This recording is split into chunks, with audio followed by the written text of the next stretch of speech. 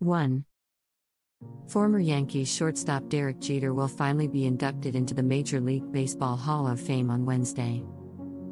His ceremony last year was nixed because of COVID-19. Jeter received 396 of 397 votes in his first year on the ballot.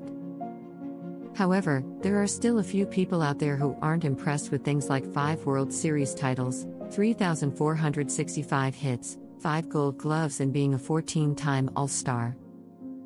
If you're one of my longtime readers from back in the Hot Clicks days, you know I'm not objective in any way, shape, or form when it comes to Jeter. So, forget me. Let's hear from someone else, who always has correct takes, about the ridiculous narrative that Jeter is overrated. Thank you, Larry. As always, Larry is correct.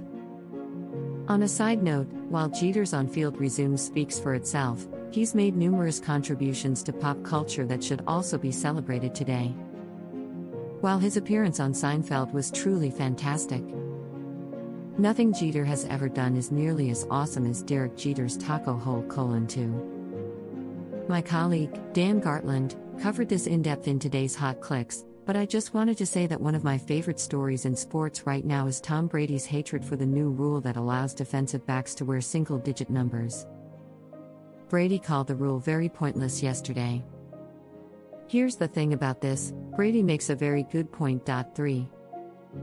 This isn't as bad as the dope who got arrested last week for selling fake vaccine cards with Moderna spelled Moderna, but the Broncos quarterbacks, including Drew Lock, who has not lost his starting job, tried to pull a fast one on the NFL last season when it came to COVID-19 protocols. 4. I've never been this worked up about anything in my life, ever. 5. You're not allowed to say on Twitter that you are looking forward to Ed Sheeran performing before the Cowboys-Bucks game because Twitter hates everything, but I am looking forward to it, and I'm a big fan of Sheeran's music. Having said that, this made me LOL for real. 6. The latest SI Media podcast features an interview with sports reporter Ben Strauss of The Washington Post. Strauss breaks down all aspects of the wild Bishop Sycamore story that unfolded this week.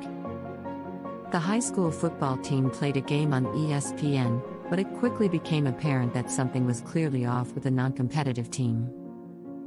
How did this happen? Why did this happen? What are ramifications? Who is to blame?